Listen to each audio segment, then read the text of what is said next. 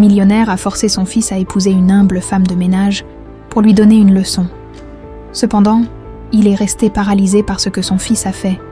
Le cristal du verre de champagne se brisa contre le marbre noir du bar, éclaboussant les billets de 500 € éparpillés comme des confettis maudits.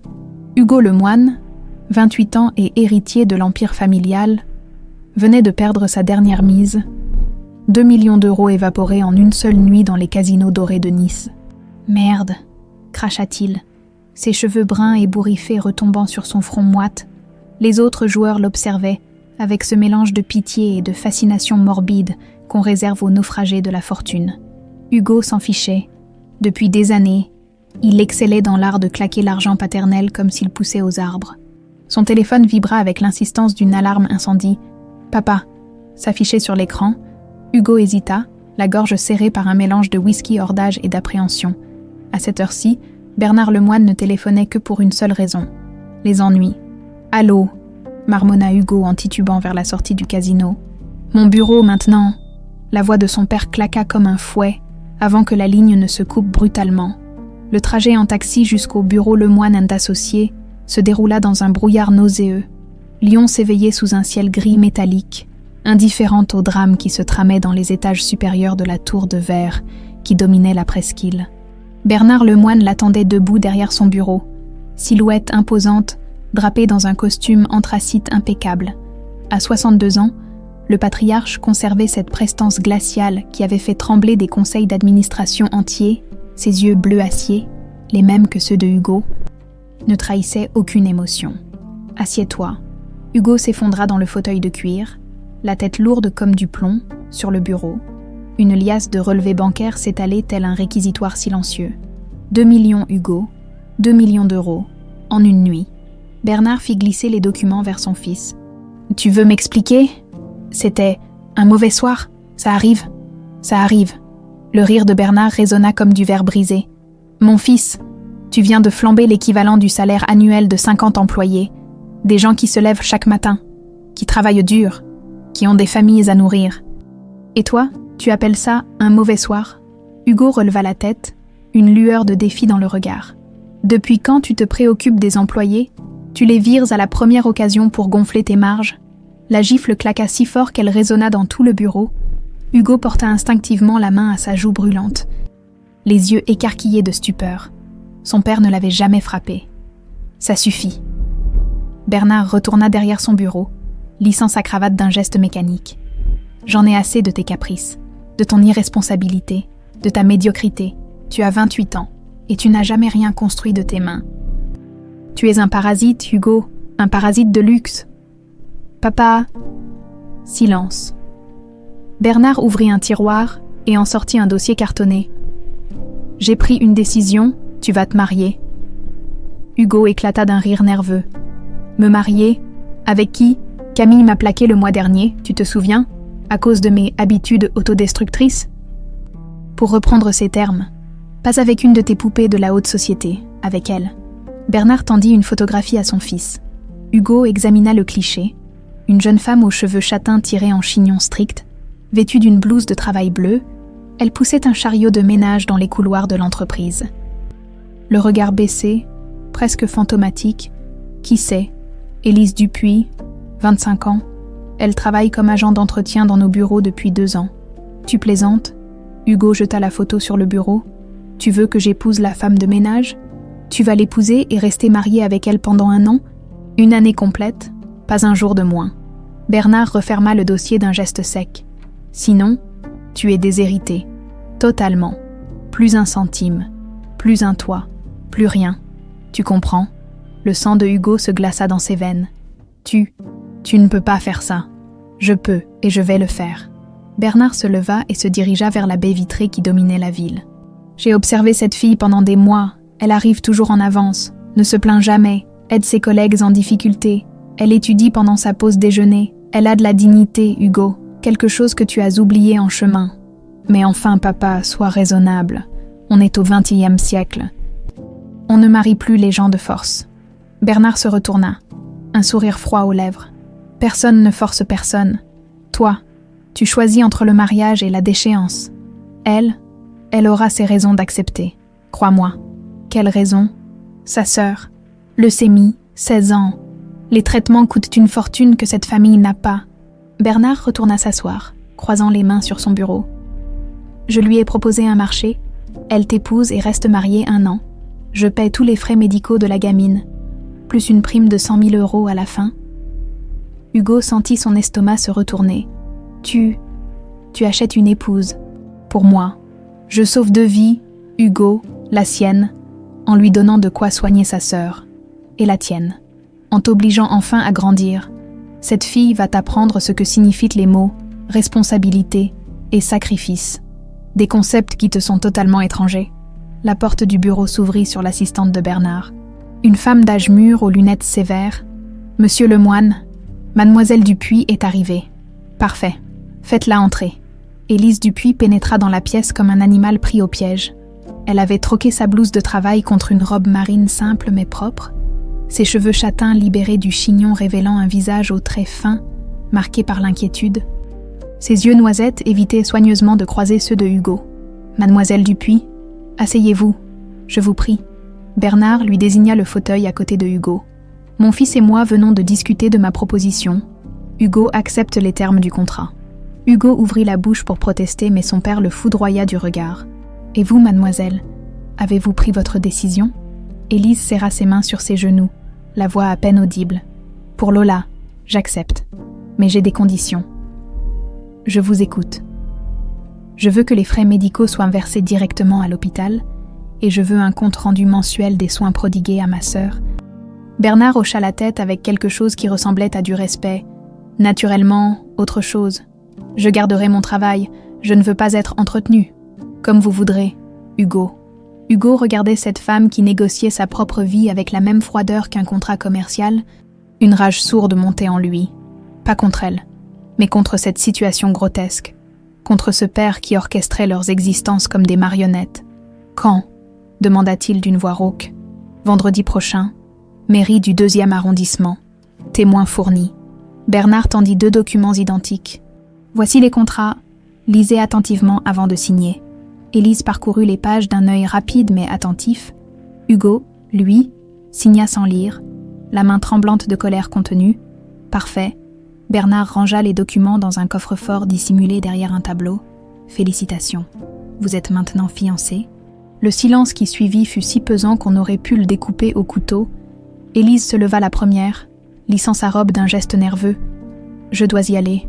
Mon service commence dans 1 heure. » Elle quitta la pièce sans un regard pour Hugo, qui resta figé dans son fauteuil, contemplant les décombres de sa vie d'avant. « Une dernière chose, Hugo. » Bernard alluma un cigare cubain, tirant une longue bouffée satisfaite. « Ne t'avise pas de la maltraiter. Cette fille a plus de valeur dans son petit doigt que toi dans ton corps entier. Si tu la fais souffrir, je le saurai. Et les conséquences seront définitives. » Hugo quitta le bureau de son père avec l'impression d'avoir signé son arrêt de mort. Dans l'ascenseur qui le ramenait vers le rez-de-chaussée, une seule pensée tournait en boucle dans sa tête. Dans 6 jours, il épouserait une inconnue qui le méprisait déjà.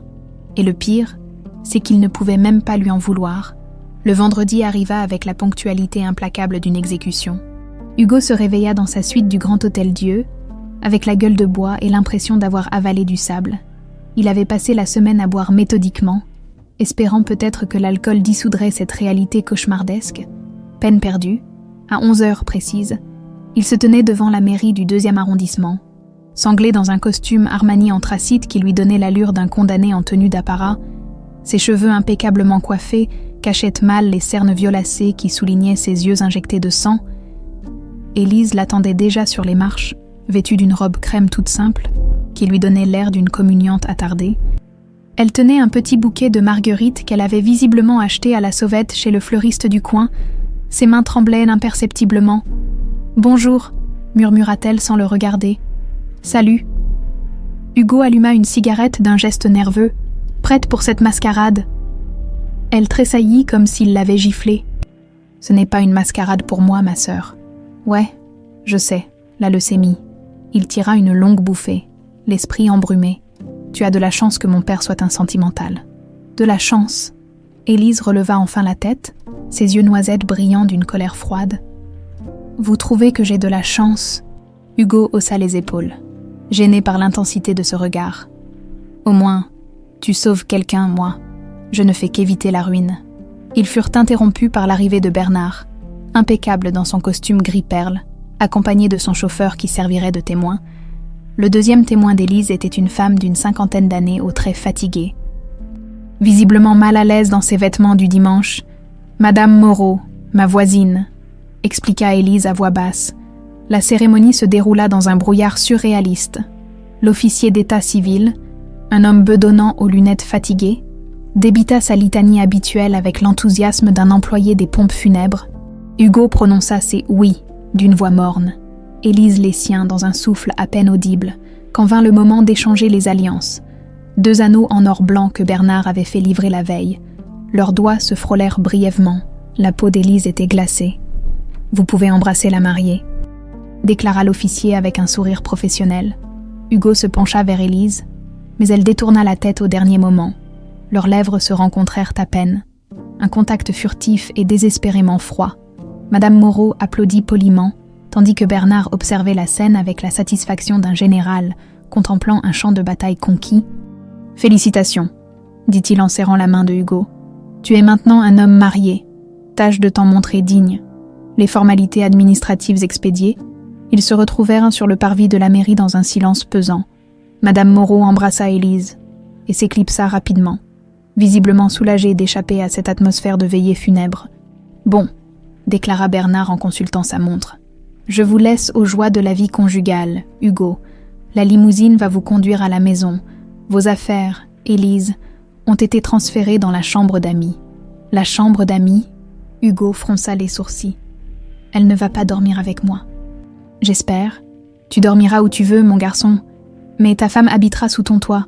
C'était dans le contrat. » Bernard ajusta ses manchettes avec cette précision maniaque qui le caractérisait. « Et maintenant, si vous voulez bien m'excuser, j'ai un déjeuner d'affaires. » Il s'engouffra dans sa Mercedes noire, les abandonnant sur le trottoir comme 2 orphelins. La limousine les déposa 1 heure plus tard devant la villa Lemoine. Un mastodonte de pierre claire perché sur les hauteurs de Lyon, dominant la Saône de ses terrasses majestueuses. Hugo n'y avait jamais vraiment vécu. Il préférait ses appartements du centre-ville. Mais c'était techniquement sa résidence officielle. « Putain !» marmonna-t-il en contemplant la façade néoclassique. « J'avais oublié à quel point cette baraque était sinistre. » Élise ne dit rien, mais il vit ses épaules se crisper davantage.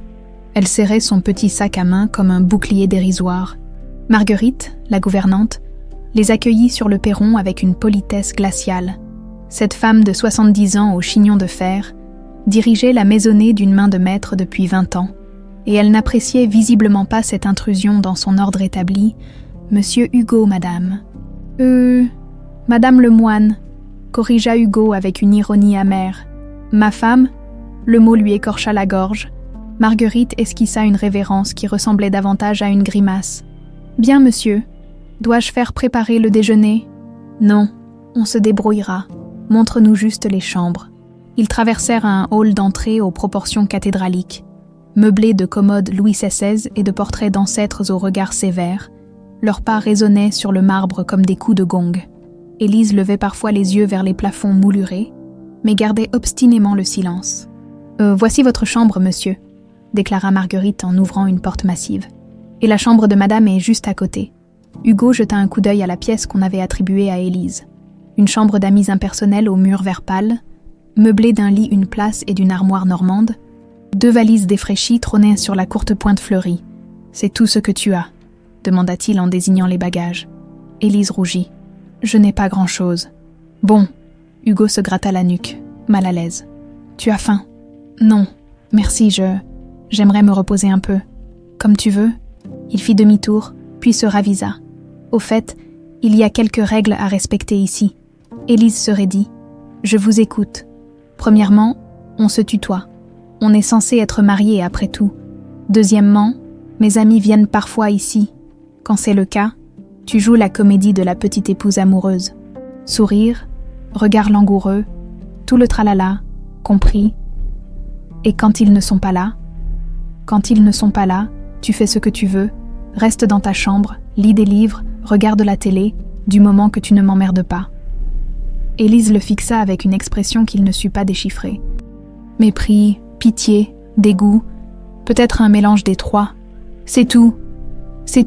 Ah, et évite de parler à Marguerite. Elle déteste les changements et elle a tendance à rapporter tout à mon père. Il claqua la porte et se dirigea vers sa propre chambre, une suite massive décorée dans les tons bordeaux et or. Là, il s'effondra sur son lit king size et contempla le plafond en stuc, essayant de digérer l'ampleur de ce qui venait de lui arriver. Il était marié, lui, Hugo Lemoine, playboy impénitent et célibataire endurci, venait d'épouser une fille qu'il ne connaissait ni d'Ève ni d'Adam, une femme de ménage qui le détestait probablement autant qu'il se détestait lui-même en cet instant. De l'autre côté de la cloison, il entendait des bruits étouffés. Élise défaisait sans doute ses valises, s'installait dans cette chambre monacale, s'habituait à l'idée qu'elle allait passer les 12 prochains mois de sa vie entre ces murs hostiles. Hugo se leva et se dirigea vers le bar encastré dans un coin de la chambre. Il se servit un whisky, puis un deuxième. L'alcool lui brûla la gorge, mais au moins, il sentait quelque chose. Vers 19h, des coups timides résonnèrent à sa porte. « Quoi ?»« C'est moi, Élise. » Il ouvrit, la trouvant plantée dans le couloir, toujours vêtue de sa robe de mariée froissée. « Marguerite a préparé le dîner.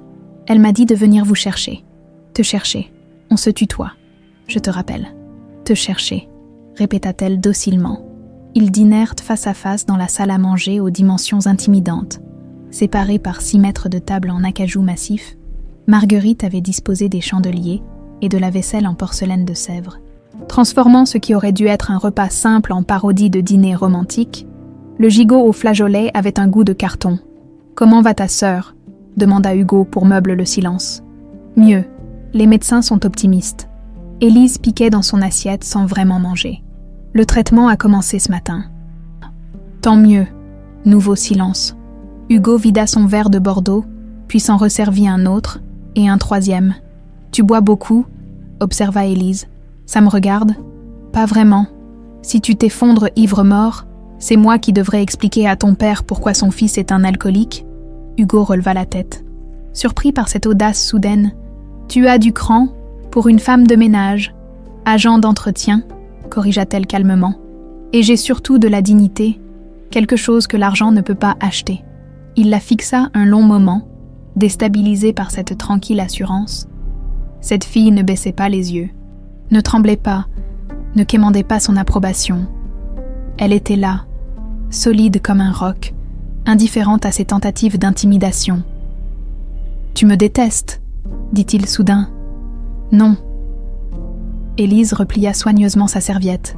« Je te plains. » Et sur ces mots, elle quitta la salle à manger, le laissant seul avec ses démons et une bouteille de vin à moitié vide.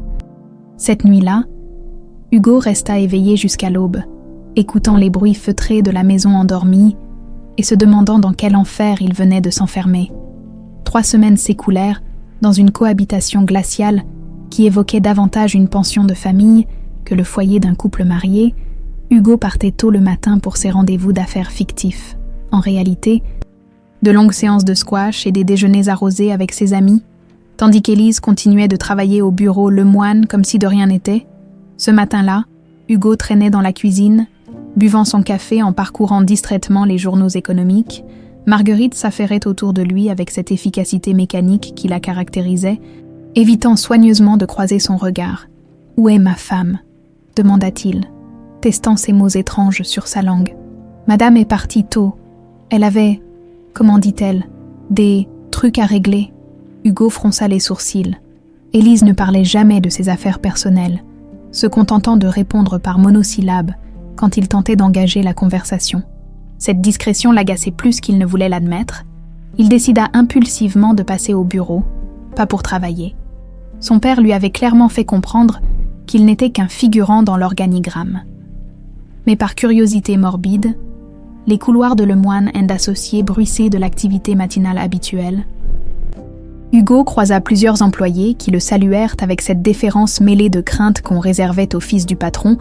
Il se dirigea vers l'open space du département comptabilité quand une voix familière l'arrêta net. « Non, Madame Dubois, vous ne pouvez pas faire ça, c'est injuste. » Hugo se glissa derrière une colonne de marbre et observa la scène qui se déroulait près des ascenseurs. Élise, en blouse bleue et cheveux tirés, faisait face à la responsable des ressources humaines, une femme sèche aux lunettes acérées, Mademoiselle Dupuis. Madame Lemoine, corrigea Élise avec une fermeté qui surprit Hugo. Madame Lemoine. Madame Dubois prononça le nom avec la même expression que si elle avait mordu dans un citron. Le fait est que Madame Prévost a été surprise en train de voler dans les bureaux de la direction. Nous n'avons pas le choix. Elle n'a pas volé. Élise éleva la voix, attirant les regards curieux des passants. Elle a juste pris quelques biscuits dans la cuisine parce que sa fille était malade et qu'elle n'avait pas eu le temps de déjeuner. Le règlement est clair? Toute appropriation d'éléments appartenant à l'entreprise? Arrêtez avec votre règlement? L'éclat d'Élise résonna dans tout le hall. Madame Prévost travaille ici depuis 15 ans sans une seule remarque. Elle élève seule 3 enfants avec un salaire de misère. Et vous voulez la virer pour 3 petits beurres?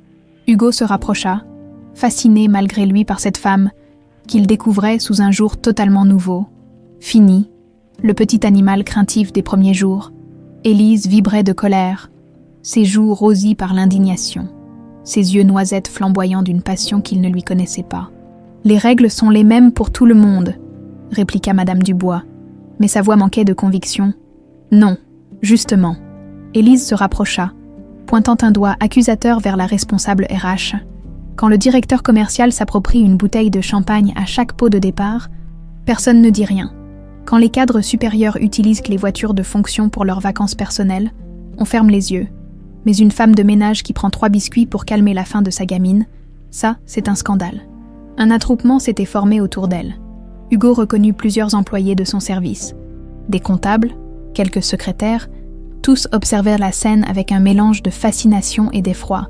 Personne n'avait jamais osé tenir tête ainsi à l'administration. Je dois en référer à la direction, bafouilla Madame Dubois. Parfait.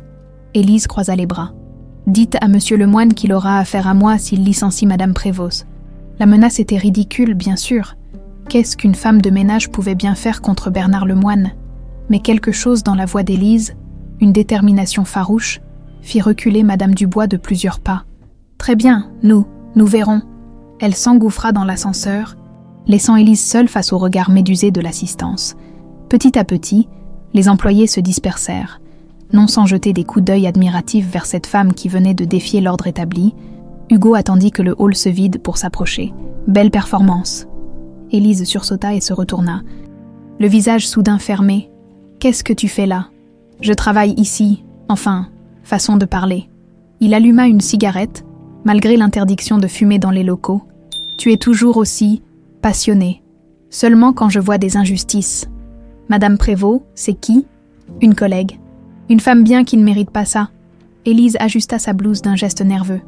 Excuse-moi, j'ai du travail. Attends. Hugo la retint par le bras, sentant la chaleur de sa peau à travers le tissu. Tu as étudié où? Quoi? Tes études? Tu parles comme quelqu'un qui a fait des études? Élise se dégagea, une lueur de défi dans le regard. J'ai une licence de pédagogie, Université Lyon 2, mention bien, ça t'étonne. Hugo resta bouche bée.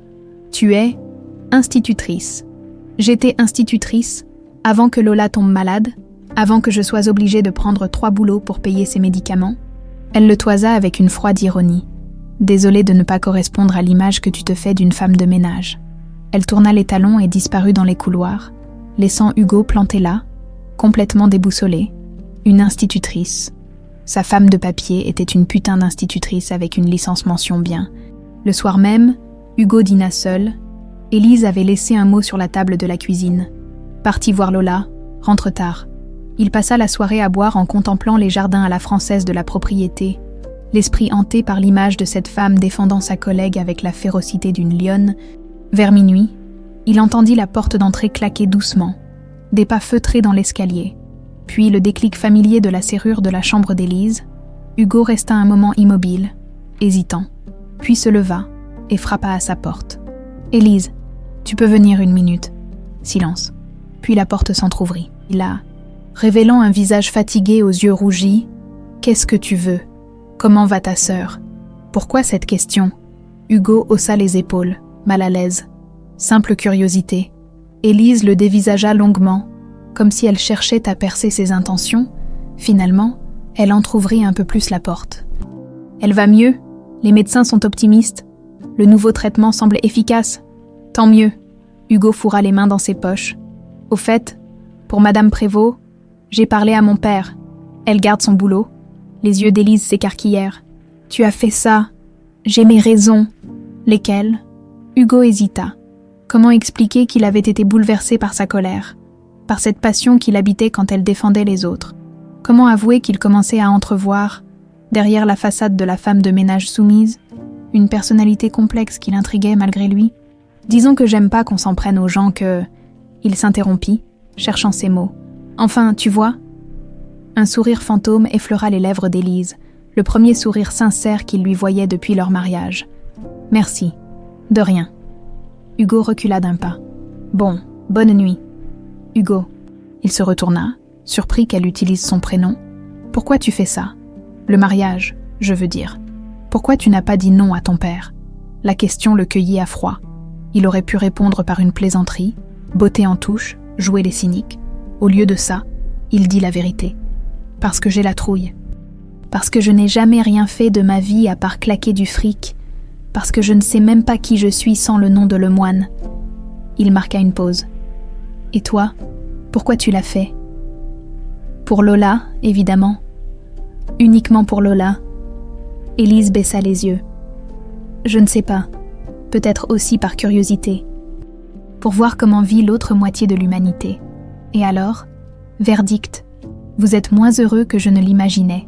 Sur ces mots, elle referma doucement sa porte, le laissant dans le couloir obscur avec l'étrange impression que quelque chose venait de changer entre eux, cette nuit-là.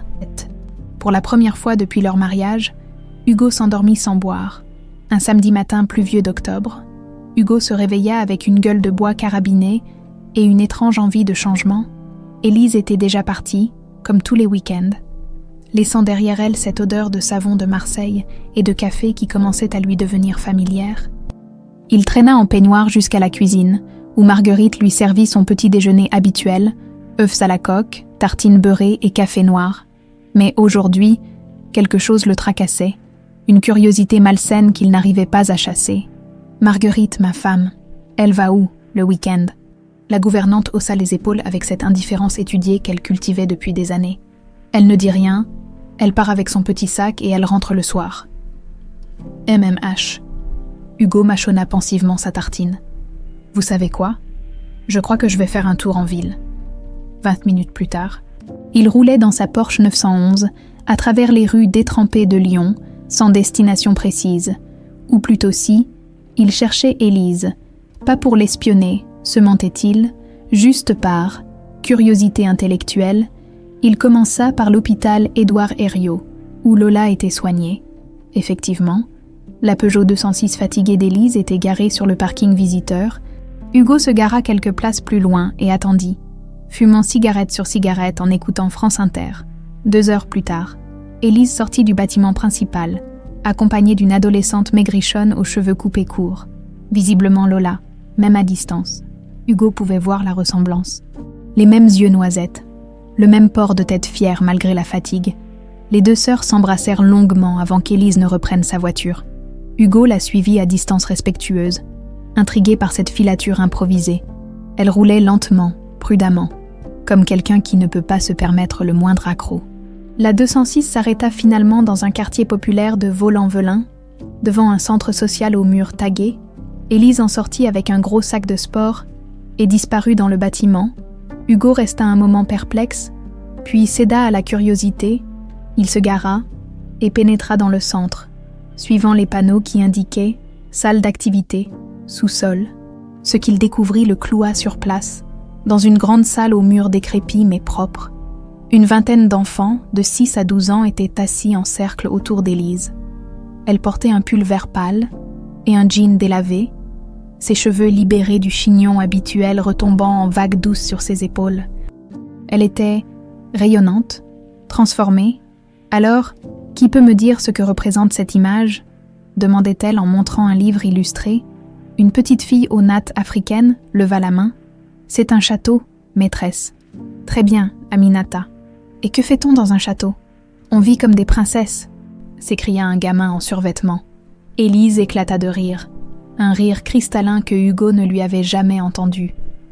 Pas seulement comme des princesses, Malik, dans les châteaux. Il y a aussi des gens qui travaillent, qui protègent, qui rendent service. Comme vous ici, quand vous aidez vos parents ou vos petits frères et sœurs. Hugo se glissa discrètement derrière une colonne, fasciné par cette femme qu'il ne reconnaissait pas. L'Élise qu'il côtoyait à la villa était réservée, distante, presque effacée. Celle-ci vibrait de passion, s'animait en parlant, caressait tendrement les cheveux des enfants qui venaient à se blottir contre elle. « Maîtresse Élise, vous allez nous lire encore l'histoire du petit prince ?» demanda un garçon aux lunettes de travers. « Bien sûr, Thomas. Mais d'abord, on va apprendre à bien écrire vos prénoms. C'est important de savoir écrire son nom. Pas vrai ?» Elle distribua des feuilles et des crayons de couleur avec une patience infinie. Corrigeant d'une main douce les tracés malhabiles, encourageant chaque effort, Hugo remarqua qu'elle avait apporté des biscuits et des jus de fruits qu'elle distribuait discrètement aux enfants qui semblaient avoir faim. Elle fait ça bénévolement, vous savez. Hugo sursauta. Une femme d'une 50aine d'années l'observait avec curiosité. Elle portait un badge, Fatima, responsable du centre. Excusez-moi, je ne voulais pas. Vous êtes qui, un parent ? Je ne vous reconnais pas. Hugo hésita, puis céda à une impulsion. Je suis le mari d'Élise. Les yeux de Fatima s'élargirent. Son mari, mais elle ne nous a jamais dit qu'elle était mariée. C'est compliqué. Ah, Fatima hocha la tête avec cette sagesse des quartiers populaires qui ne jugent jamais trop vite. Vous voulez un café ? Ils s'installèrent dans un coin de la salle, suffisamment loin pour ne pas déranger la leçon, mais assez près pour entendre Élise raconter l'histoire du petit prince, avec des voix différentes pour chaque personnage. Elle vient depuis 2 ans, expliqua Fatima à voix basse. Tous les samedis, sans exception, même quand elle était malade, même quand sa sœur allait mal, ses gosses, c'est sa passion. Pourquoi elle ne fait plus l'école officiellement ? À votre avis ? Fatima lui lança un regard éloquent. Vous savez combien gagne une institutrice débutante et combien coûtent les traitements contre le cancer ? Hugo baissa les yeux. Honteux. Il dépensait plus en une soirée qu'Élise ne gagnait en un mois. Elle rêve d'ouvrir sa propre école, continua Fatima. Une école différente, pour les enfants du quartier. Avec des vraies méthodes, pas juste du bourrage de crâne. Elle m'en parle parfois. Ses yeux brillent comme des étoiles. Sur l'estrade improvisée, Élise avait terminé son histoire. Les enfants applaudirent avec enthousiasme avant de se disperser vers leurs parents qui venaient les chercher. Certains traînaient, ne voulant pas quitter leur maîtresse adorée. « À samedi prochain, mes petits trésors », leur lança-t-elle en rangeant ses affaires. Hugo se leva précipitamment. « Je dois y aller. »« Attendez !» Fatima le retint par le bras. « Ne lui dites pas que vous étiez là, pas tout de suite. » Cette fille a été tellement blessée par la vie. Laissez-la vous faire confiance à son rythme. Hugo acquiesça et sortit en vitesse, l'esprit en ébullition. Il remonta dans sa Porsche et rentra à la villa, mais impossible de chasser l'image d'Élise souriante, épanouie, aimée par ses enfants qui s'accrochaient à elle comme à une bouée de sauvetage. Le soir, quand elle rentra, il l'observa différemment.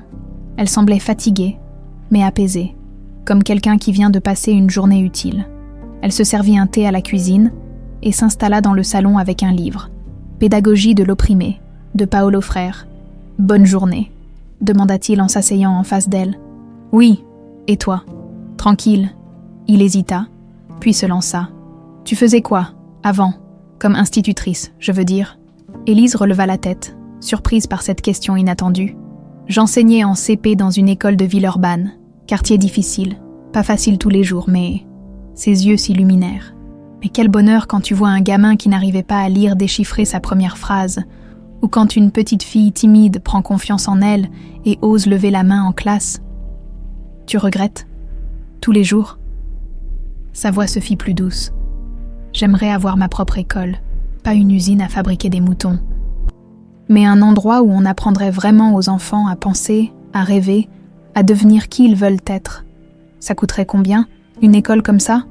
Élise haussa les sourcils, méfiante. Pourquoi cette question ? Simple curiosité. Beaucoup, trop pour quelqu'un comme moi. Elle referma son livre d'un geste sec. Bonne nuit. Mais cette fois, Hugo ne la laissa pas partir. Attends. Elle se figea sur le seuil du salon. Je peux te poser une question indiscrète ? Vas-y. Tu as déjà été amoureuse ? Le rouge monta aux joues d'Élise. « Ça te regarde. On est mariés. Enfin, façon de parler. » Elle se retourna lentement, le regard indéchiffrable. « Une fois, un collègue enseignant, ça n'a pas duré. Pourquoi ? Parce qu'il n'a pas supporté que je choisisse ma sœur plutôt que lui quand elle est tombée malade. Il trouvait que je me sacrifiais trop. » Un sourire amer tordit ses lèvres. Apparemment, l'amour a ses limites. Hugo resta silencieux un long moment, digérant cette confidence. Puis, sans vraiment savoir pourquoi, il se leva et s'approcha d'elle. Il était con. Quoi ? Ton ex, il était con de te laisser partir. Élise le dévisagea avec une expression qu'il ne sut interpréter, surprise, émotion, méfiance, un peu de tout peut-être. Pourquoi tu dis ça ? Hugo haussa les épaules, soudain gêné par sa propre audace. Parce que c'est vrai, bonne nuit. Il monta dans sa chambre avec l'étrange impression que quelque chose venait de basculer entre eux, quelque chose de fragile et de précieux qu'il ne fallait surtout pas brusquer. Pour la première fois depuis leur mariage, il s'endormit en pensant à autre chose qu'à sa propre misère.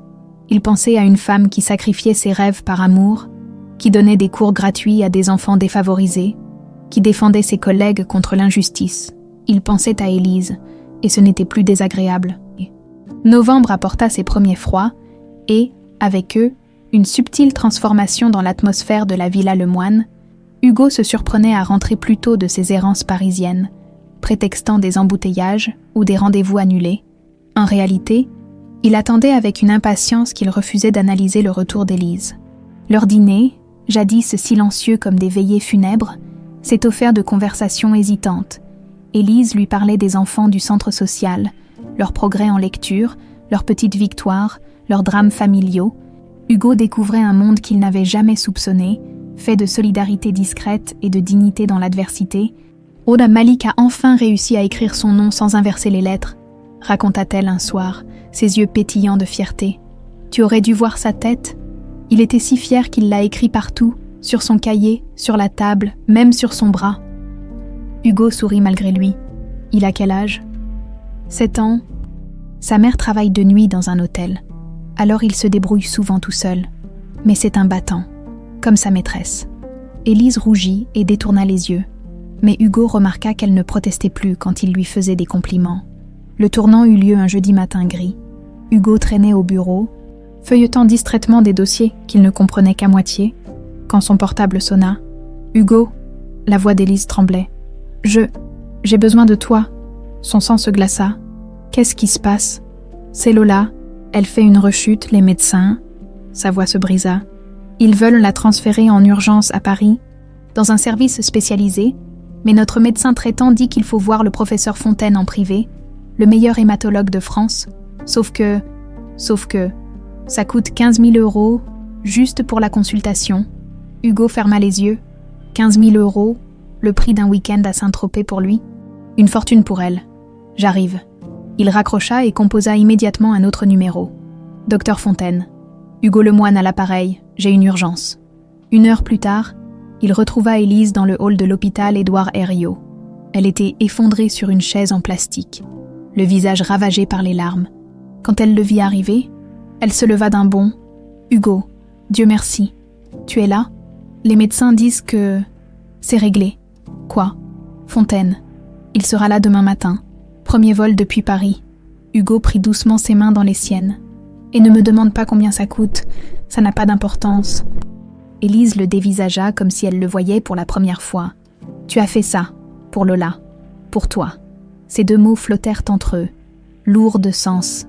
Hugo réalisa qu'il venait de franchir une ligne invisible, celle qui séparait l'indifférence polie de quelque chose de beaucoup plus dangereux.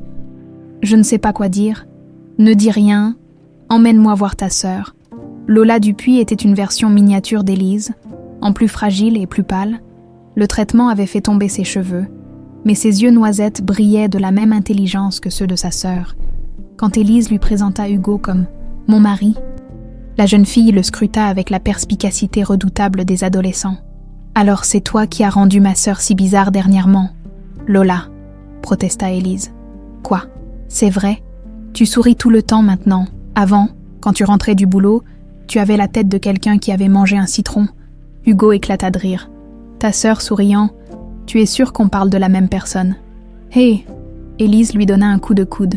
« Je ne suis pas si terrible que ça. »« Non, » dit Hugo en la regardant droit dans les yeux. « Tu n'es pas terrible du tout. » Le silence qui suivit fut chargé d'électricité.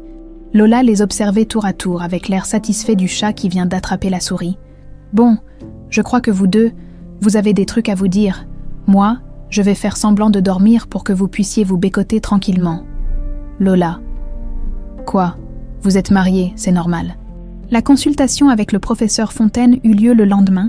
L'éminent spécialiste, un homme sec aux cheveux blancs, examina Lola pendant 2 heures avant de convoquer Hugo et Élise dans son bureau. « La situation est sérieuse mais pas désespérée », déclara-t-il sans préambule. Mademoiselle Lola répond mal au protocole actuel. Mais il existe une nouvelle thérapie expérimentale, très prometteuse. Le problème, c'est qu'elle n'est disponible qu'aux États-Unis. Élise blêmit. Combien ? 150 000 €, plus les frais de séjour. Le chiffre tomba comme un coup près. Hugo vit Élise s'effondrer mentalement. Tous ses espoirs s'écroulant d'un coup. « Nous allons réfléchir », dit-il calmement. « Bien sûr, mais ne tardez pas trop. Plus on attend, moins les chances de succès sont importantes. » Dans l'ascenseur qui les ramenait vers le service, Élise pleurait silencieusement.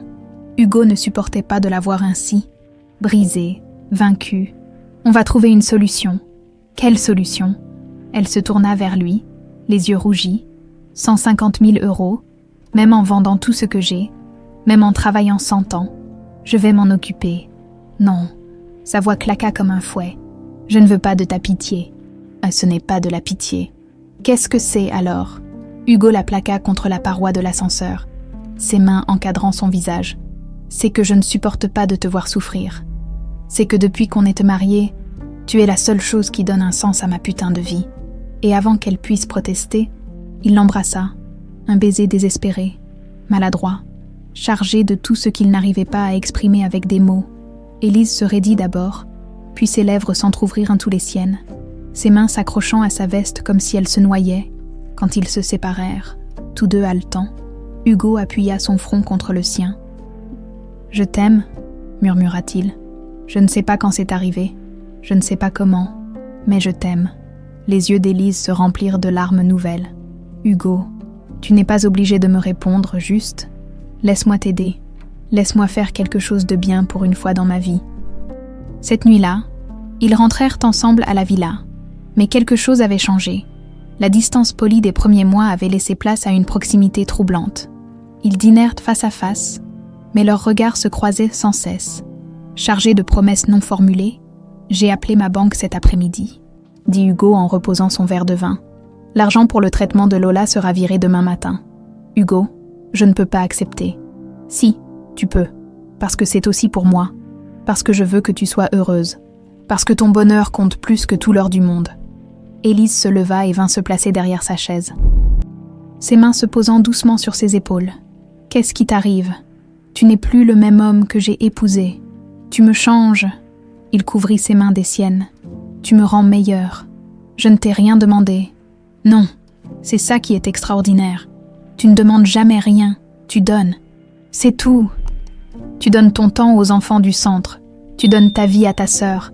Tu donnes ton pardon à un connard comme moi qui ne le mérite pas. » Élise fit le tour de la chaise et vint s'asseoir sur ses genoux, ses bras entourant son cou. « Tu n'es pas un connard.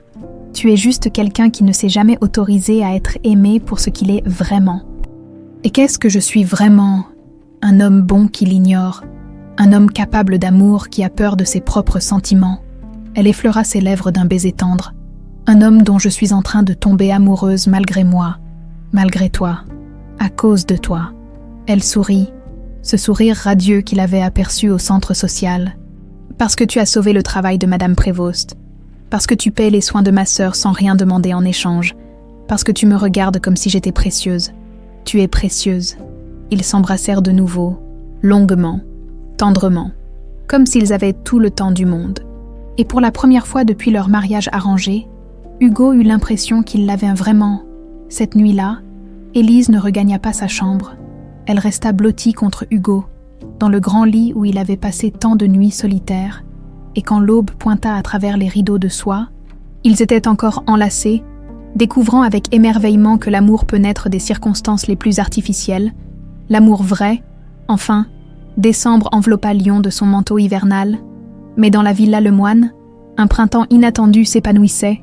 Hugo et Élise vivaient leur lune de miel tardive avec la ferveur des amants qui ont failli se rater. Ils déjeunaient ensemble, se promenaient dans les jardins gelés en se tenant la main, passaient leur soirée blottie devant la cheminée du salon.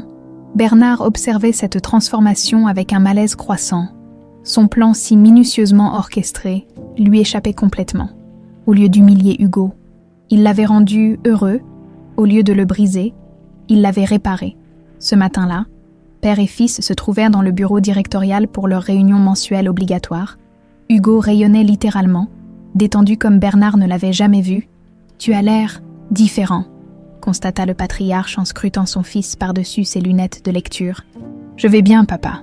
Vraiment bien. » Ah, Bernard referma le dossier qu'il faisait semblant d'étudier. « Et ta femme, elle s'adapte.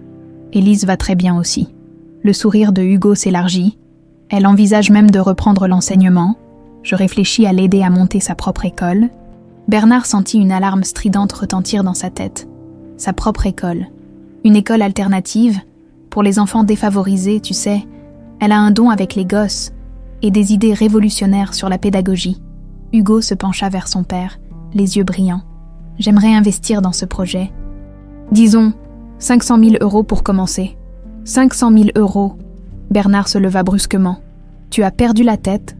Au contraire, je l'ai retrouvée. » Hugo resta imperturbable face à la colère paternelle. « Pour la première fois de ma vie, j'ai envie de construire quelque chose.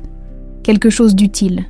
Quelque chose d'utile. » Bernard fit le tour de son bureau, les poings serrés. « Tu es l'héritier de Lemoine et d'Associés. Ton devoir, c'est ici, pas dans une école de banlieue. Mon devoir, c'est d'être heureux. Et Élise me rend heureux. » Le nom d'Élise prononcé avec tant de tendresse acheva d'exaspérer Bernard. Cette femme était en train de lui voler son fils, de détruire des années de planification familiale. « Cette fille t'a ensorcelé, » cracha-t-il. « Tu ne te rends pas compte qu'elle joue la comédie, qu'elle en veut à notre argent. Tu te trompes complètement. Élise n'est pas comme ça. Tous les hommes croient ça de leur maîtresse. »« Ce n'est pas ma maîtresse. » Hugo se leva à son tour, les joues enflammées. « C'est ma femme, et je l'aime. Tu l'aimes. » Bernard éclata d'un rire glacial. « Mon pauvre garçon, tu confonds amour et reconnaissance du ventre. Cette fille te manipule avec un talent consommé. Ça suffit. » « Non, ça ne suffit pas. » Bernard pointa un doigt accusateur vers son fils. « Dans 6 mois, quand votre petit contrat arrivera à échéance, elle disparaîtra avec une belle somme et tu comprendras que tu as été le dindon de la farce. » Hugo quitta le bureau en claquant la porte, laissant Bernard seul avec sa rage et ses certitudes.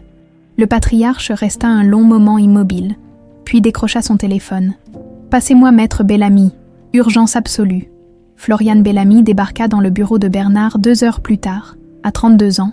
Cette avocate d'affaires avait la beauté froide d'un mannequin et l'ambition dévorante d'un requin. Diplômée d'HEC et de la Sorbonne, elle gravissait les échelons avec une détermination impitoyable, piétinant au passage tous ceux qui osaient se dresser sur sa route. « Monsieur Lemoine ?» Elle s'installa dans le fauteuil face au bureau, croisant ses longues jambes gainées de soie. « Votre appel m'intrigue. J'ai un problème, Floriane. Un problème délicat qui requiert vos talents particuliers. » Elle arqua un sourcil parfaitement épilé. « Je vous écoute. » Bernard lui expliqua la situation. Le mariage arrangé, la transformation de Hugo, la menace que représentait Élise pour l'avenir de l'entreprise familiale. « Je vois. » Floriane tapotait son stylo contre ses lèvres pulpeuses. « Et que voulez-vous que je fasse exactement ? Que vous me débarrassiez de cette femme, définitivement. C'est-à-dire, séduisez mon fils, faites-lui comprendre qu'il fait fausse route avec cette domestique. Montrez-lui ce qu'est une vraie femme de son milieu. » Floriane sourit, révélant des dents de prédatrice. « Cela risque de prendre du temps et de coûter cher.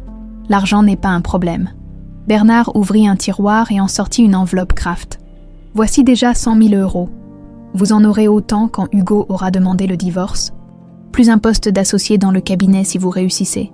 Marché conclu. » Floriane empocha l'enveloppe sans sourciller. « Mais j'aurai besoin de munitions. Des informations sur cette Élise, ses faiblesses, ses secrets. J'ai un dossier complet sur elle. » Bernard lui tendit un épais classeur. Tout y est. Famille, études, antécédents médicaux, situation financière.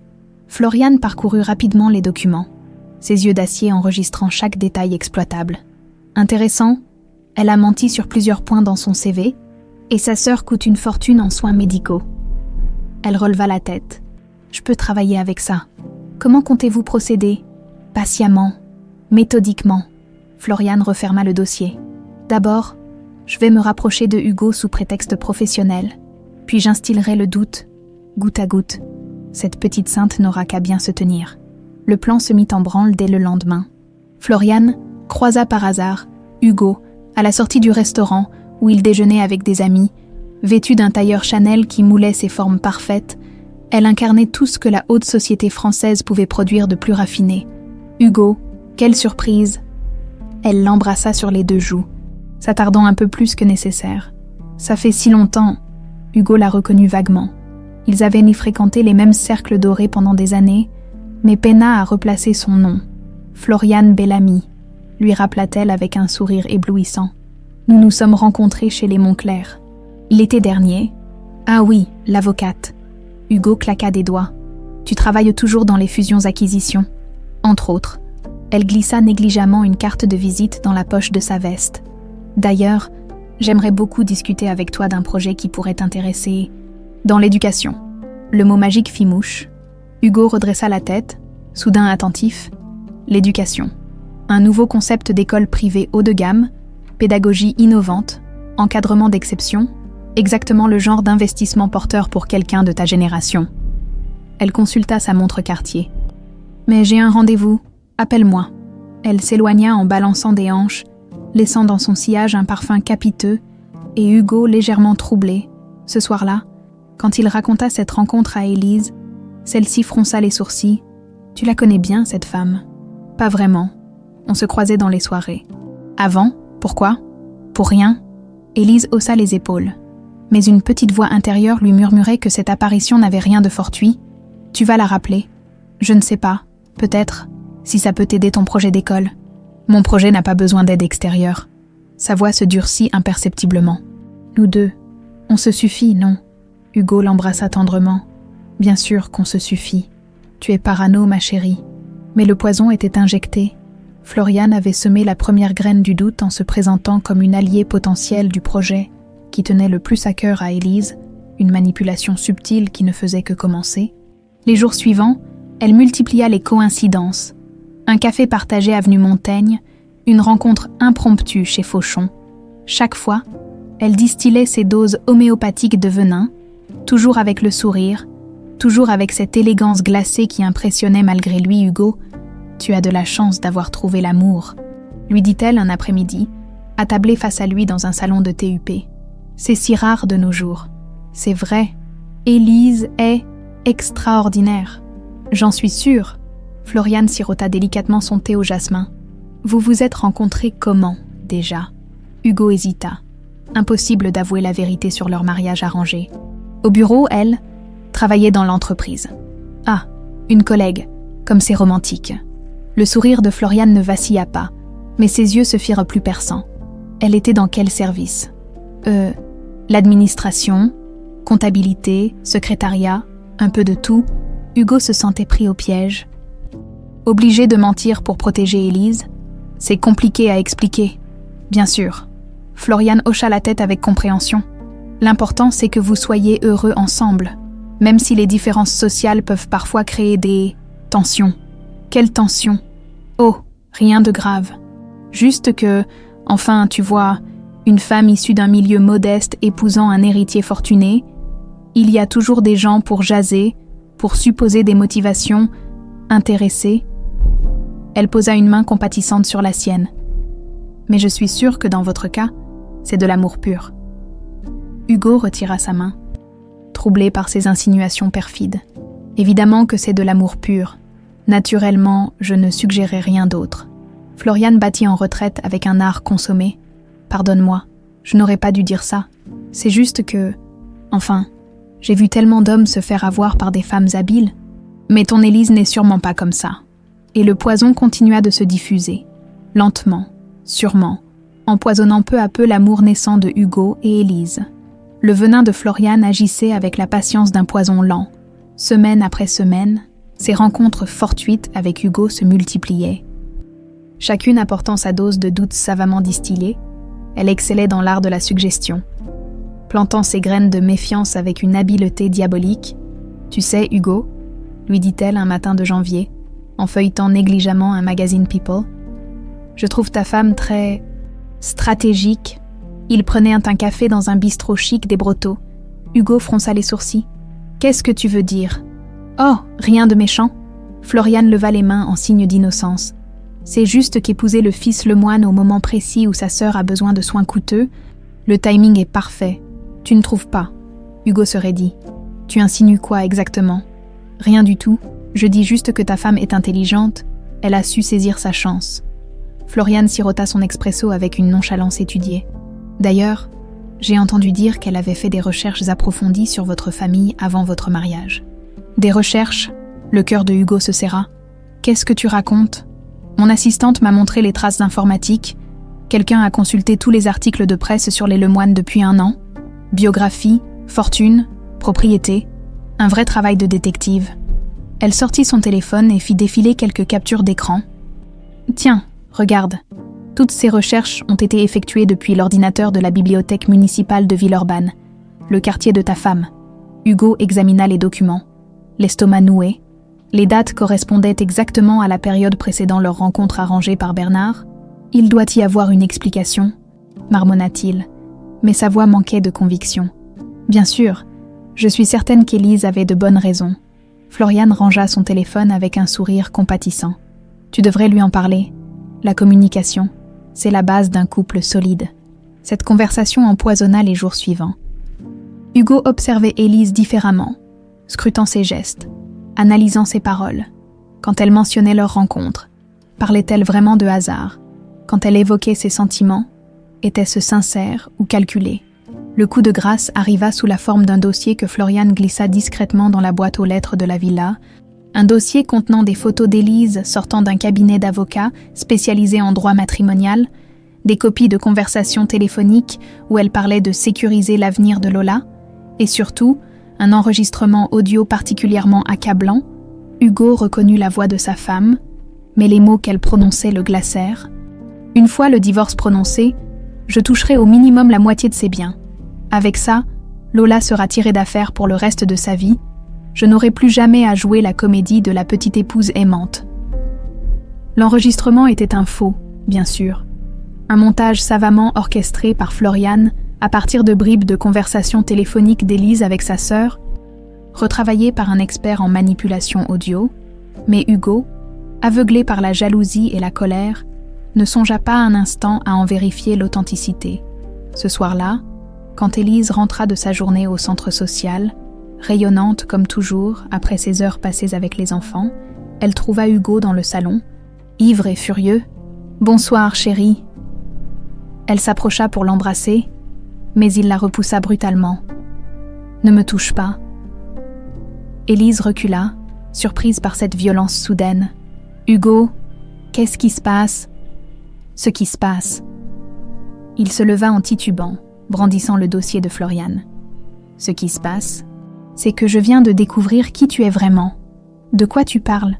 De tes petites recherches sur ma famille avant notre mariage, de tes visites chez l'avocat, de ton plan pour me plumer au divorce ?»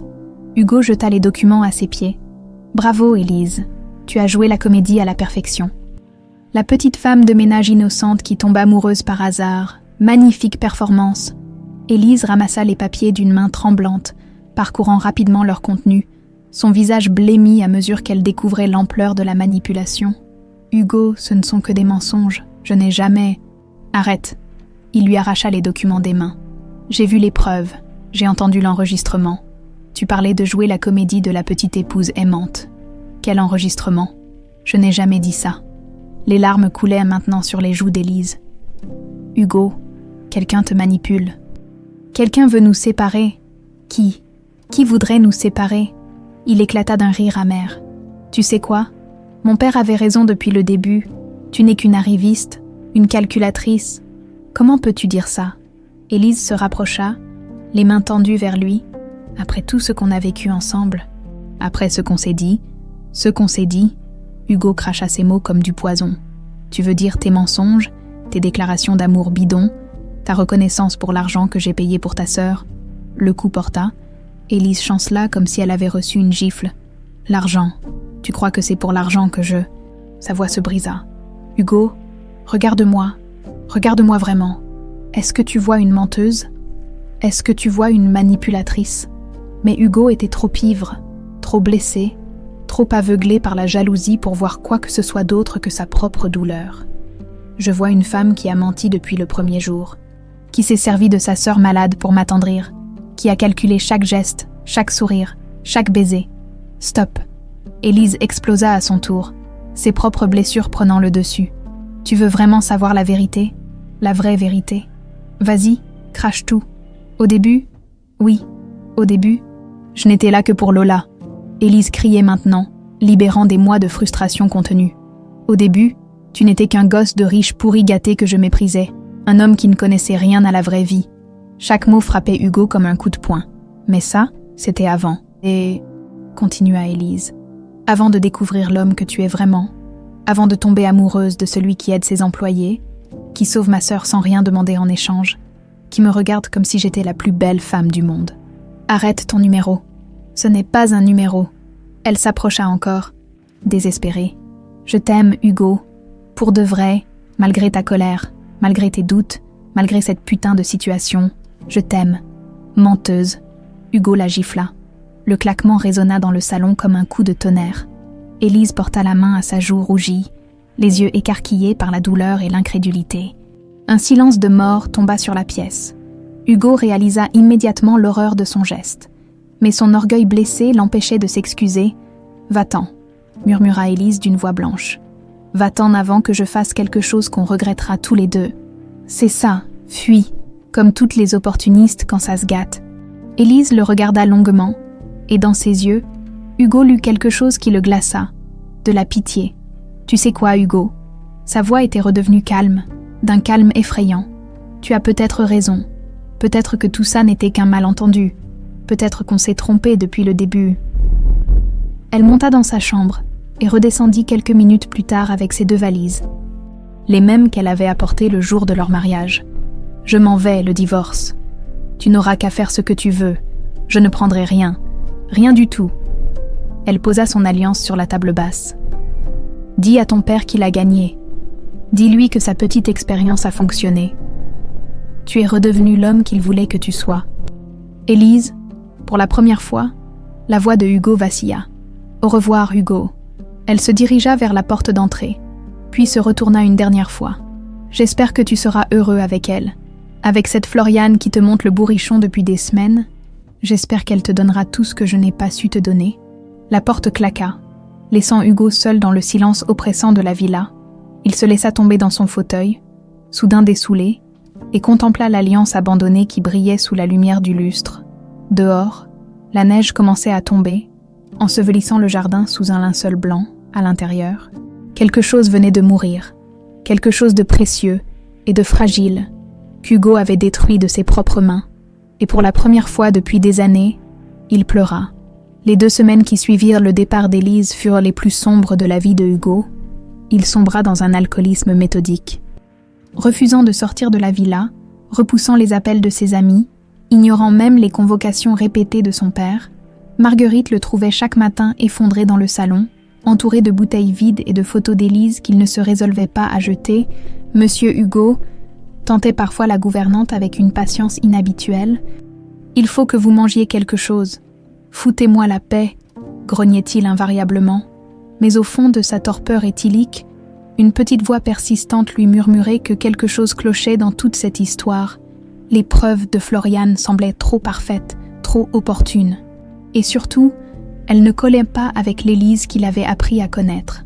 Cette femme qui défendait ses collègues, qui s'occupait bénévolement d'enfants défavorisés, qui pleurait devant les films romantiques. Le déclic eut lieu un matin de février, quand Marguerite lui apporta le courrier. Parmi les factures et les publicités, une enveloppe Kraft portait son nom d'une écriture qu'il ne reconnaissait pas. À l'intérieur, une simple feuille de papier et une clé USB. Si vous voulez connaître la vérité sur votre femme, regardez ça. Un ami qui vous veut du bien. Hugo inséra la clé dans son ordinateur portable avec des mains tremblantes. Elle contenait une seule vidéo, tournée apparemment à l'insu de ses protagonistes. On y voyait Floriane dans son bureau, parlant au téléphone. « Oui, monsieur le moine, tout se déroule comme prévu. Non, il ne soupçonne rien. L'enregistrement, un montage parfait. Mon technicien son est excellent. » Bien sûr qu'elle n'a jamais dit ça, mais votre fils y a cru. Oui, je pense qu'ils ne se remettront jamais ensemble. Parfait, le virement peut être effectué dès maintenant. Hugo resta figé devant l'écran, le sang se glaçant dans ses veines.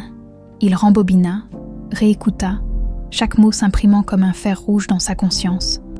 Floriane, son père, une manipulation orchestrée, un enregistrement truqué, il avait détruit son mariage sur la base de mensonges. La rage qui l'envahit, alors était d'une pureté cristalline. Il se leva d'un bond, retrouvant d'un coup une lucidité qu'il avait perdue depuis des semaines. Direction, le cabinet de Floriane. Il la trouva dans son bureau rutilant de la Part-Dieu, parfaitement coiffée et maquillée, recevant un client. Quand elle le vit faire irruption, son visage se décomposa. « Hugo, quelle surprise ! Dehors !» ordonna-t-il au client, un homme d'affaires bedonnant qui se leva précipitamment. « Mais enfin !» protesta l'homme. « Dehors !» Le client détala. Hugo verrouilla la porte et se tourna vers Floriane, qui reculait derrière son bureau. « Tu vas tout m'expliquer maintenant. Je ne vois pas de quoi tu... » Hugo lui colla la vidéo sous le nez. « Tu vois ça? Ton petit numéro de téléphone avec mon père. L'enregistrement truqué, ça te rafraîchit la mémoire. » Floriane blêmit, mais tenta de jouer la carte de l'indignation. « Comment oses-tu m'enregistrer? C'est illégal. » Pas autant que de falsifier des preuves et de détruire un mariage. Hugo abattit son poing sur le bureau. « Combien mon père t'a-t-il payé pour me manipuler ?» Devant l'évidence, Floriane abandonna sa façade, un sourire froid étira ses lèvres, révélant sa vraie nature. 200 000 €, plus une association dans son cabinet. Elle se rassit calmement, retrouvant son aplomb. « Franchement, Hugo, tu ne vas pas me dire que tu regrettes cette petite femme de ménage. Elle n'était pas de ton monde. »« Mon monde !» Hugo éclata d'un rire amer. « Mon monde, c'est un ramassis de parasites comme toi, de manipulateurs sans scrupules. Élise valait 1000 fois mieux que tous ces gens-là réunis. »« Allons, Hugo. » »« Non. » Il se pencha vers elle, le visage déformé par la fureur. « Tu vas m'écouter maintenant. Tu vas retourner voir mon père et lui dire que j'ai tout découvert. Tu vas lui dire que s'il s'avise encore une fois de s'immiscer dans ma vie, je détruis sa putain d'entreprise. Et toi, salope, si jamais tu t'approches encore de moi ou de ma femme, je balance cette vidéo à tous les médias de France. » Il sortit en claquant la porte, laissant Floriane livide de rage et de peur. Direction suivante, le bureau de Bernard. Son père l'accueillit avec un sourire satisfait, qui s'évanouit dès qu'il vit l'expression de Hugo. « Alors, mon fils, tu as enfin compris que cette fille... Ferme-la. » Hugo jeta violemment la clé USB sur le bureau. « Regarde ça et assume tes conneries. » Bernard visionna la vidéo en silence, son visage de marbre ne trahissant aucune émotion. Quand ce fut fini, il se renversa dans son fauteuil et alluma calmement un cigare. « Bien joué, tu as découvert la vérité. C'est tout. » Hugo n'en croyait pas ses oreilles. « Pas d'excuses, pas de regrets. Pourquoi m'excuserais-je » Bernard tira une longue bouffée. « J'ai voulu te protéger de tes propres erreurs.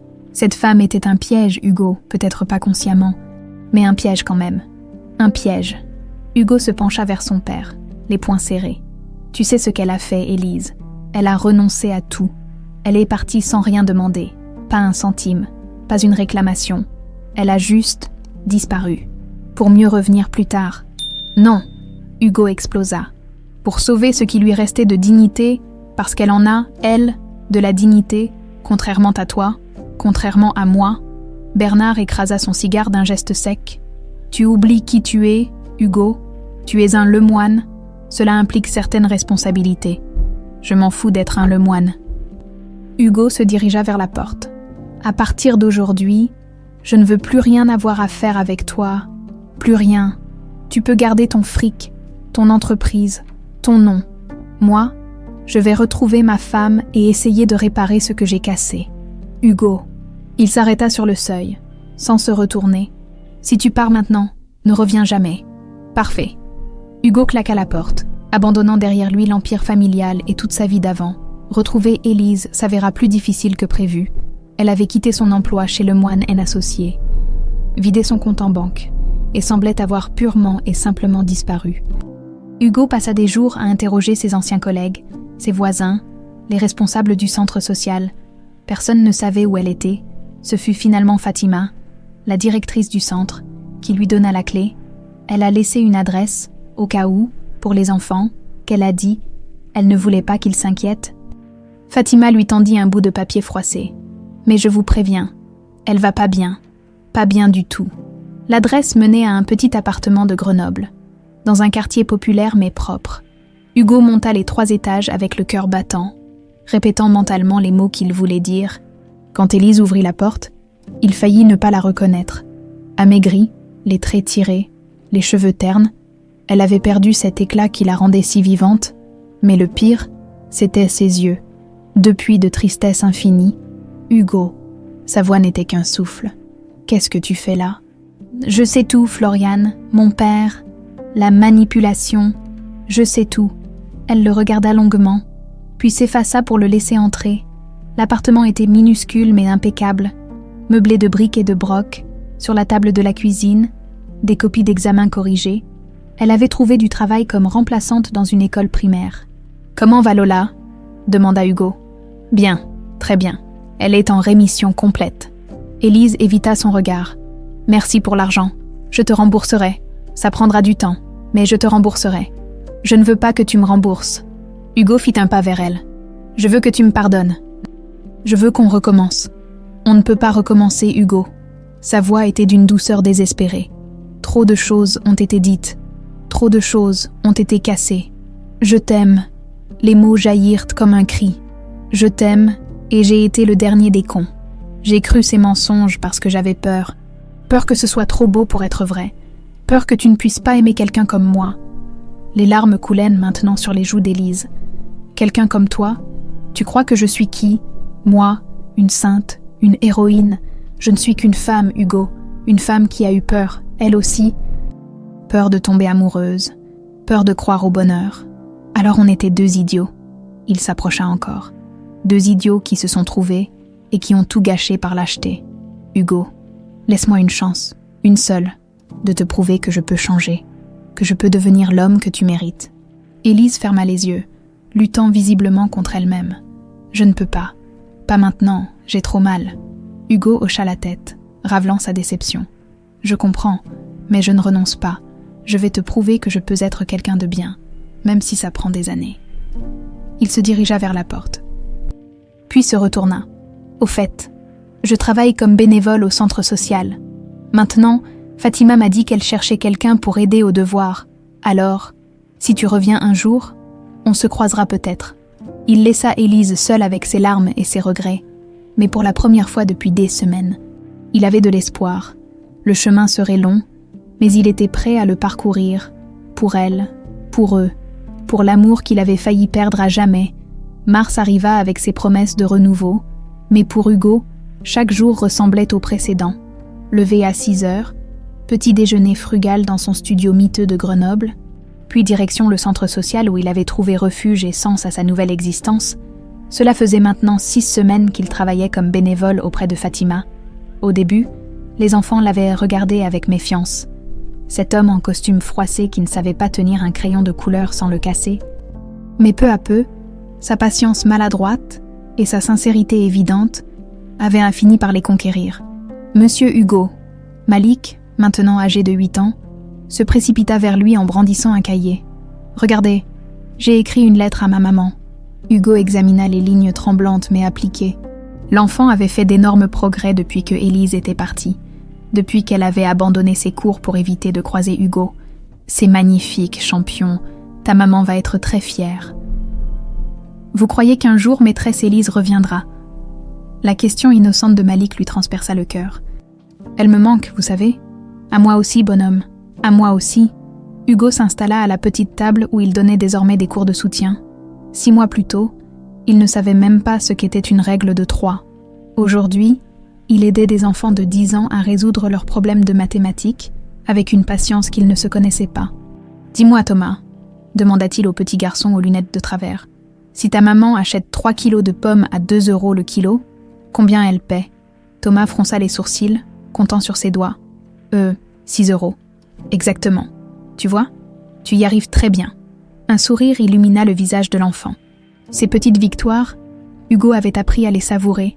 Elles remplaçaient les sensations fortes de sa vie d'avant, les montées d'adrénaline des casinos et des soirées arrosées. Ici, dans cette salle aux murs défraîchis, il avait trouvé quelque chose qu'il n'avait jamais possédé, l'utilité, Hugo. Il leva la tête. Fatima se tenait dans l'encadrement de la porte, un sourire mystérieux aux lèvres. « Oui, il y a quelqu'un qui veut te voir. » Son cœur bondit. Élise, après toutes ces semaines. Mais quand il tourna la tête vers l'entrée, ce fut Lola qu'il découvrit, radieuse, les cheveux repoussés en une coupe courte, qui lui donnait l'air d'un lutin espiègle. « Hugo !» Elle se jeta dans ses bras avec la fougue de ses 16 ans. « Ça va, tu as l'air différent. » Différent comment ? Plus vrai, moins brillant de surface, mais plus vrai. Elle l'examina avec cette perspicacité troublante qu'il lui connaissait. « Élise m'a raconté pour votre dispute, pour cette femme qui vous a manipulé. » Hugo détourna les yeux, la honte lui brûlant les joues. « Ta sœur a le droit de me détester. J'ai été un crétin. » Lola haussa les épaules. « Oui, mais un crétin amoureux. C'est différent. Elle ne veut plus me voir, Lola. Je ne peux pas lui en vouloir. » « Détrompez-vous. » La jeune fille s'assit en face de lui, adoptant soudain une gravité d'adulte. Elle pleure tous les soirs. Elle fait semblant d'aller bien. Mais moi, je la connais. Elle vous aime encore, Hugo. Seulement, elle a peur. Peur de quoi ? De vous faire confiance à nouveau ?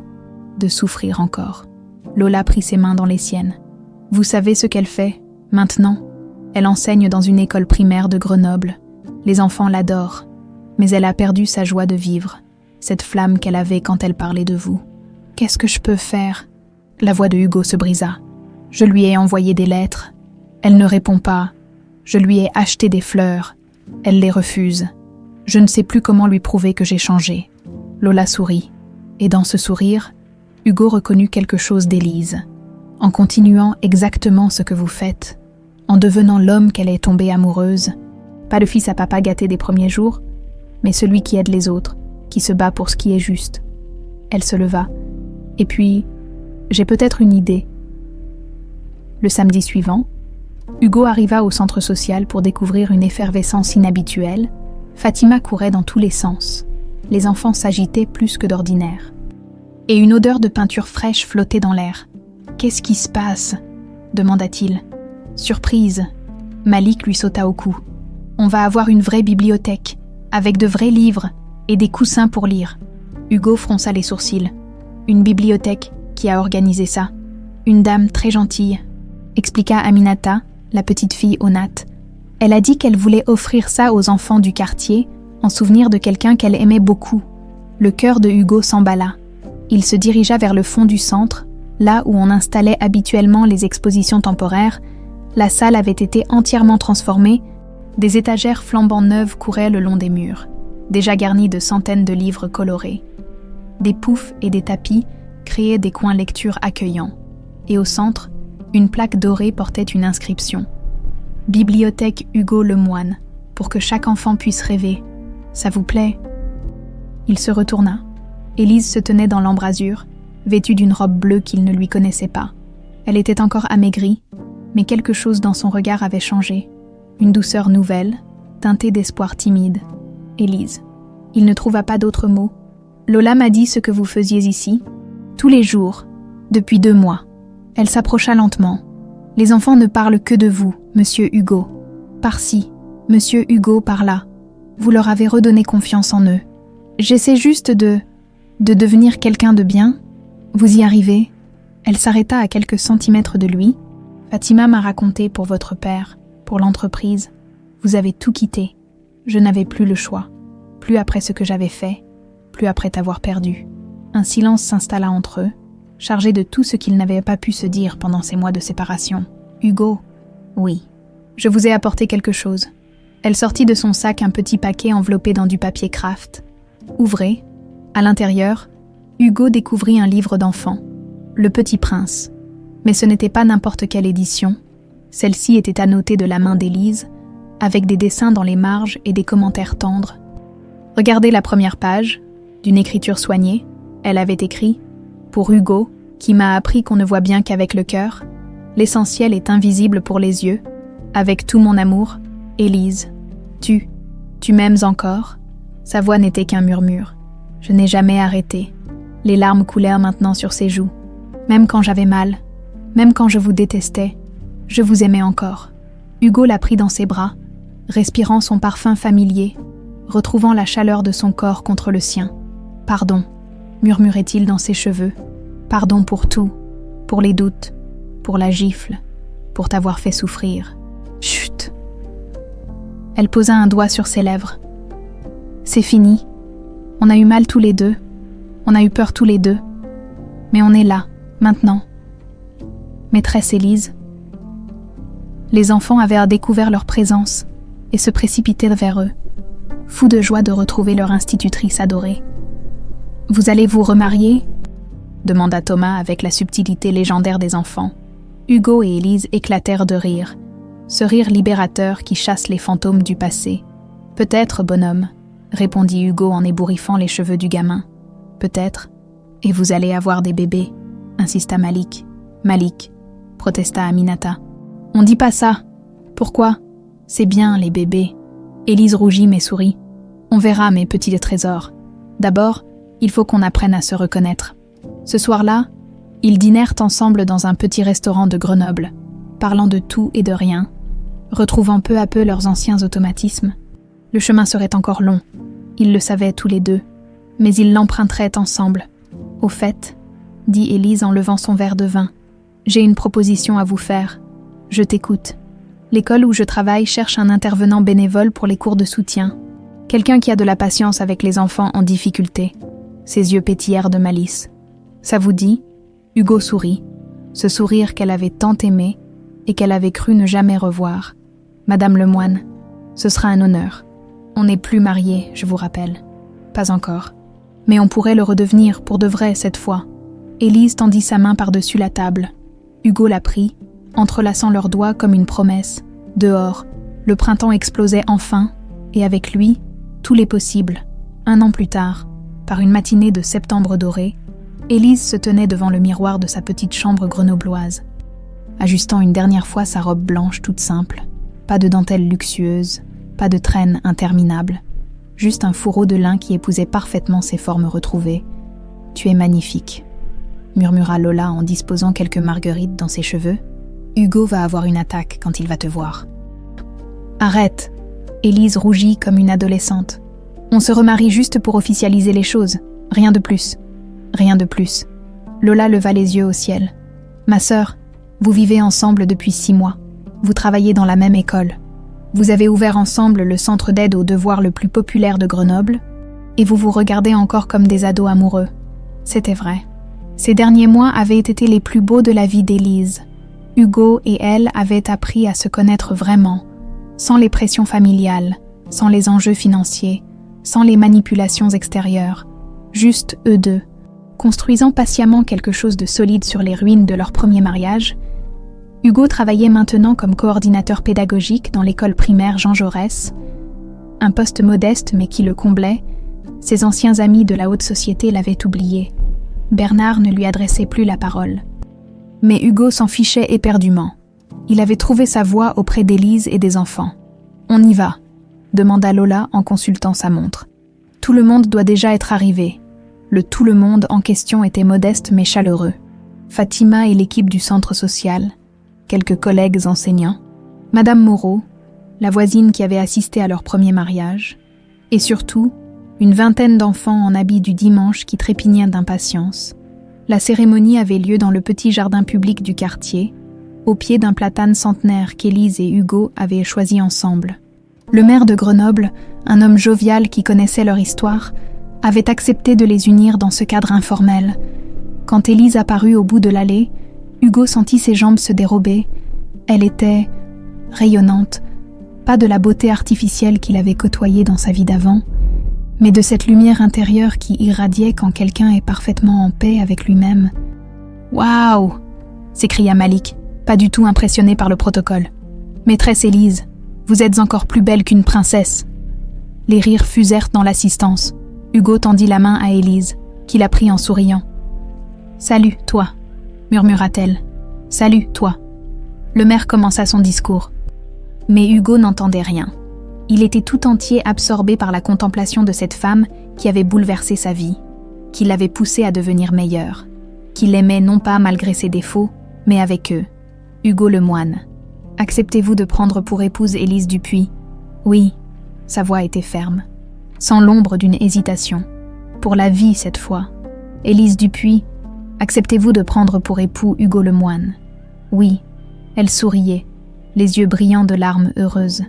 Pour toujours, quand ils échangèrent leurs alliances. 2 simples anneaux en or qu'ils avaient choisis ensemble chez un petit bijoutier du centre-ville. Hugo murmura « Cette fois, c'est pour de vrai. Cette fois, c'est par amour. » Le baiser qui scella leur union fut doux, tendre, chargé de toutes les promesses qu'ils s'étaient faites au cours des mois précédents. Autour d'eux, les applaudissements éclatèrent, menés par les enfants qui sautèrent de joie. « Et maintenant, » déclara le maire avec un large sourire, « place à la fête. » La réception improvisée se déroula dans la salle communautaire du quartier. Fatima avait organisé un buffet avec l'aide des parents d'élèves, les enseignants avaient apporté du champagne, et les enfants s'étaient cotisés pour offrir aux mariés un livre de recettes, parce que maintenant, vous allez faire la cuisine ensemble. Au milieu des conversations et des rires, Hugo aperçut une silhouette familière près de l'entrée. Son cœur se serra. Bernard se tenait là, mal à l'aise dans son costume impeccable, au milieu de cette assemblée populaire, tenant maladroitement un bouquet de fleurs. « Papa ?» Hugo s'approcha, incrédule. « Hugo ?» Bernard déglutit péniblement. « J'ai appris pour votre mariage, je voulais... » « Tu voulais quoi ? Te dire que j'avais tort. » Les mots semblaient lui arracher la gorge. « Pour cette femme, pour toi, pour tout. » Un silence pesant s'installa entre eux. Puis Élise apparut, radieuse, et glissa sa main dans celle de Hugo. « Monsieur le moine, » dit-elle simplement, « vous voulez un verre de champagne ?» Bernard la regarda, cette femme qu'il avait tant méprisée, qui lui offrait maintenant son hospitalité sans rancune. « Oui, merci. » Ils trinquèrent en silence. 3 générations et un monde de malentendus entre eux, puis Lola se joignit à eux, éclatante de santé, et Bernard comprit enfin cette famille recomposée, cette joie simple, cet amour vrai. C'était cela que son fils avait choisi, et pour la première fois depuis des années, il eut l'impression de comprendre ce que signifiait le mot « bonheur ». « Papa !» dit Hugo en posant une main sur l'épaule de son père. « Tu veux rencontrer mes élèves ?» Bernard hocha la tête, les yeux humides. Hugo l'entraîna vers un groupe d'enfants qui dévoraient le gâteau de mariage avec un enthousiasme touchant. « Les enfants, je vous présente mon papa. Papa, voici Malik, Aminata, Thomas, mes petits trésors. »« Vous êtes le papa de monsieur Hugo ?» demanda Malik, la bouche pleine de crème. « Vous savez qu'il est très fort pour expliquer les maths. »« Ah bon ?» Bernard sourit malgré lui. « Et qu'est-ce qu'il vous apprend d'autre ?»« Qu'il faut jamais abandonner. » s'écria Aminata. « Et que même quand on fait des erreurs, on peut toujours s'améliorer. Et qu'on doit toujours aider les autres. » renchérit Thomas. Bernard regarda son fils, ce homme qu'il ne reconnaissait plus et qu'il découvrait enfin. Hugo rayonnait, entouré de ses enfants qu'il adorait, de cette femme qu'il avait transformée, de cette vie simple mais riche de sens qu'il s'était construite. La soirée se prolongea tard dans la nuit, on poussa les tables, quelqu'un sortit une guitare, et bientôt, tout le monde chantait des chansons populaires. Bernard, assis dans un coin, observait cette humanité joyeuse avec un mélange de nostalgie et d'émerveillement. « Vous regrettez ?» Élise s'était assise à côté de lui, tenant 2 tasses de café. « Quoi donc ?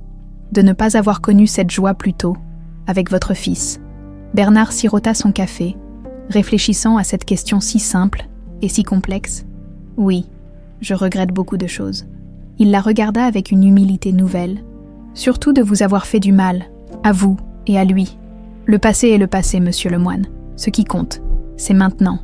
Vous m'appelez Bernard, s'il vous plaît. »« D'accord, Bernard. » Ils restèrent un moment silencieux, regardant Hugo danser maladroitement avec Lola sur une vieille chanson de Brassens. « Il est heureux », constata Bernard. « Nous sommes heureux, tous les deux, malgré tout ce qui s'est passé, peut-être à cause de tout ce qui s'est passé. Comment faites-vous pour pardonner si facilement ?» Élise sourit, ce sourire qui avait conquis Hugo et qui touchait maintenant le cœur du patriarche endurci. Parce que la rancune, ça ne construit rien, et nous, on a envie de construire. Une école plus grande, une famille, des projets, de l'amour. Une famille. Bernard releva la tête. On y pense. Élise rougit légèrement. Hugo adore les enfants, et moi, j'aimerais bien lui donner un petit Hugo ou une petite Élise. Pour la première fois depuis des années, Bernard Lemoine sourit, un vrai sourire, qui creusait des rides de joie autour de ses yeux. Il sera gâté, cet enfant. Oh que oui, entre Lola qui veut déjà être la marraine, les enfants de l'école qui se disputent pour être les grands frères et grandes sœurs, et un grand-père qui a envie de rattraper le temps perdu. Un grand-père. La voix de Bernard se brisa. Si vous voulez bien, Bernard, si vous voulez bien faire partie de notre famille bizarre mais aimante. Bernard ne répondit pas. Il ne pouvait pas, la gorge trop serrée par l'émotion. Alors il hocha juste la tête. Et pour la première fois depuis la mort de sa femme, il pleura. Mais cette fois, c'était des larmes de joie.